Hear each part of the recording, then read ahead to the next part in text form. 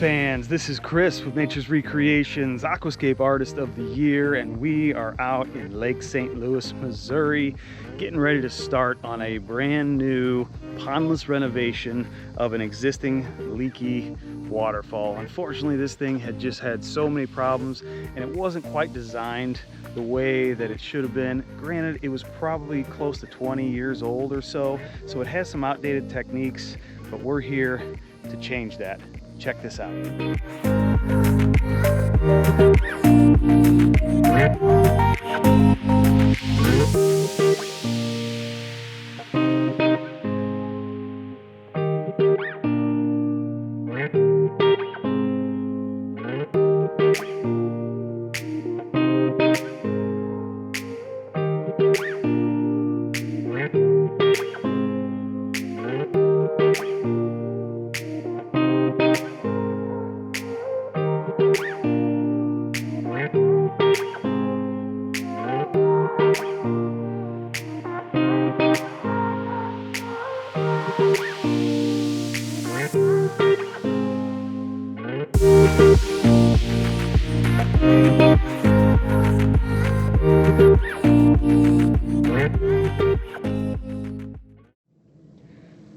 So here's the beginning of the old system. What we had here was kind of a neat concept. I get why they did what they did here, because they wanted to capture some views as the homeowner was walking or driving down this driveway approaching the home. But what really doesn't work for me is how this thing just drops off. It really feels kind of volcano-y, and we really try to avoid that when we're doing stuff. Not to mention just the sheeting flagstone waterfall is kind of outdated, just an old technique. And you can see it's not really put together well. You can see the biofall's lip and everything was really just kind of in bad shape. Got some squirrel damage, and just like I said, it's due. It's time to do an update and a refresh. But this was a pretty big system, probably a couple hundred feet of stream and falls when it all kind of flowed together through this whole area. It ran down this side to a basin, and then it split off and ran down this side. So you're getting a lot of water movement, but it's really kind of hidden. And that was the biggest complaint from the homeowner, that they couldn't see it. Not to mention some of these plants out here are really kind of overgrown and just blocking their view. So we've kind of redesigned the entire space. We are leaving this big sweet bay magnolia and this ornamental peach tree here that's going to stay as kind of a base plant and anchor point. So we'll do some outcroppings around those guys. This is going to provide us a nice little backdrop. But this old system was just, it was not really done properly, but it had some major issues. If you can see, there was some big holes that the squirrels chewed in this liner here. Here's another section, just because it was all exposed. All these folds weren't tacked down. They didn't have fabric over the top like what we do. The gravel wasn't thick enough, so it leaked majorly. Not to mention the basin itself was undersized, so it would really considerably be a top-heavy situation, meaning when they turned on the pump, they had to add water into the basin to get it all to get up and flowing, which is really an improper design. Granted, back in those days down there where that basin is, that was probably just a gravel and boulder cobble basin before the aqua blocks came on the scene. So a lot of wasted space with that excavation. We are going to be upgrading that and putting in a nice aquascape aqua block basin with a couple different pump vaults here, so they'll have easy access. You're not going to see this big pipe sticking out of the ground like that. That's just uncalled for in these days. Hide everything like that. You just don't want to see that. A lot of exposed chunks of liner here. I don't know what all this was. It looks like some overlaps and overlays where maybe they had an overflow system or something that flew out onto, you know, this driveway. But we're going to keep the basin in this general location because we really want to capture the waterfalls that'll drop right into that. out of this front window. Behind that dogwood tree, there's 2 kitchen windows. So they're probably going to be taking this island out, I believe, when they redesigned the driveway in a couple of years, so they can really open this view up. These are really nice trees, but it kind of obstructs when they have trucks and trailers come around this turn, and some of the delivery drivers are having troubles not navigating. So I think they're going to take that out and make that maybe a little bit more parking area for that side-by-side utility vehicle and just other patrons. But what we're going to do is basically create a 60-foot stream and falls that's going to come zigzag, kind of twist through this space. All this plant material is getting blown out. We're taking everything out except for those base anchor trees. But what we're doing in this middle section is creating a big, wide, deep pooling section. Could be considered kind of a pond area. The reason is they want to see some water, and they want to see the sunlight shimmering off that water. The biggest complaint with the current system is it was so hidden. They really couldn't see it unless they were walking up in this area.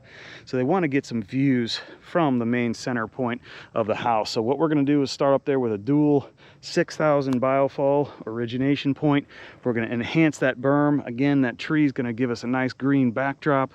On the front side where that old biofalls was, is going to be just some big accent boulders retaining the back side of the berm, so they can decorate that up with plant material. And that's going to provide a little bit of sense of, hey, there's some stone in the area, and when they come around the bend, they're going to be able to see what's going on in this space. So those 2 guys there will berm up, we'll bank that with big outcroppings. We're going to flank both sides of this whole feature, outcrop this tree so that we can create some more depth to the space and not just have this slope. If you notice, there's really no stone other than along the stream here, and that's one of my pet peeves to making things look natural. You got to really include stone elsewhere in the landscape. And those are those outcroppings that give us the illusion that there's actually shelf rock that exists, giving purpose for this stream and falls to actually exist in that space. So that's going to be the design for this space.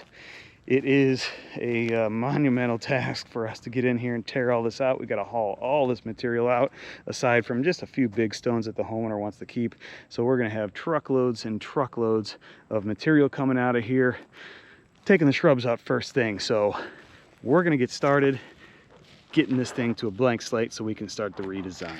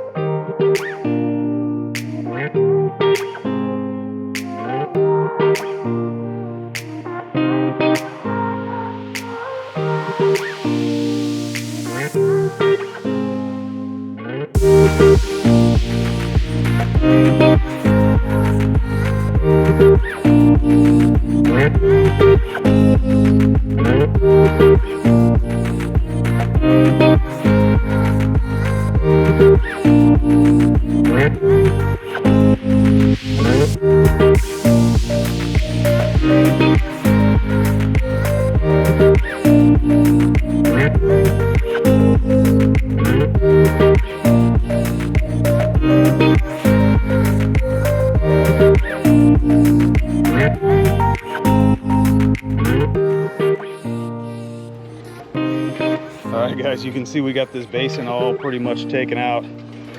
Really kind of a haphazard, poor installation on this. Had mainly just gravel, all one size. So water was pretty much not flowing in that thing, and the storage was just minimal.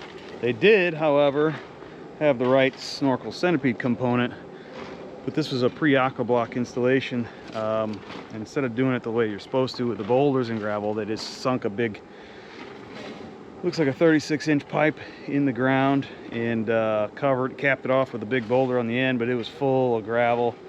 I'm quite certain this was non-functional. Client was complaining that the whole time he was getting gravel in his pump itself. So we're about ready to get that going. And then we got this whole stream section. The whole system's pretty much tore out. Countered, I can't tell you how many holes. It was a really haphazard, poor installation, unfortunately. And I would imagine was leaking forever. There were some patches with silicone, others with foam, not the EPDM primer. It was really kind of a mess. Feel bad for people that get these kind of installations when they should be done right. So we're all pretty much out here. Everything's cleaned up. Gonna rip out that biofalls here at the end of the day, but there she goes. It's ready to start redesigning. We got a lot of dirt to move, a lot of stuff to resituate. There's a pile of old liner and fabric that was pretty much like Swiss cheese. There's the end. We've got pretty much everything cleaned up. We'll get ready to start digging our basin today. I was wrong initially. I originally designed something to go in that area, but we're not doing our basin there. We're actually taking our basin and putting it more kind of in the area where those pipes are here, because what we're trying to do is we're going to drop that elevation down quite a bit. In the future, the homeowner's going to redo his driveway and bring that edge in more. So we need to really make sure that we've got adequate room for them to do that, and it's not going to be in a way. So we'll have this drop down. You can see now really well those kitchen windows and the front door. That's the viewpoint that we're trying to get advantage of. We're going to drop this waterfall right into this basin at a pretty good elevation, so they've got some sound and some views really up close to the house.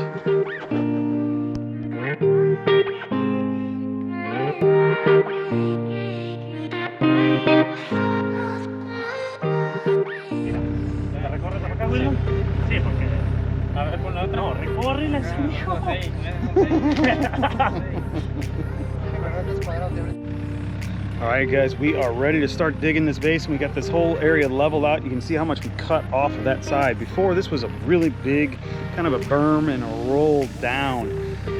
We're saving a little extra space between this and the actual basin so that when this driveway gets pushed back later on, that it's not going to be in our way. But right now, where that basin is sitting, I have a perfect view from these kitchen windows right here. That's exactly what I wanted. That way, if the homeowner really doesn't want to take these little dogwoods out, they're still going to see everything coming all at once there. And then the stream's going to do some meandering, some twisting, a little bit kind of to the right maybe of the excavator there. That's where that big pooling area is with another drop coming down.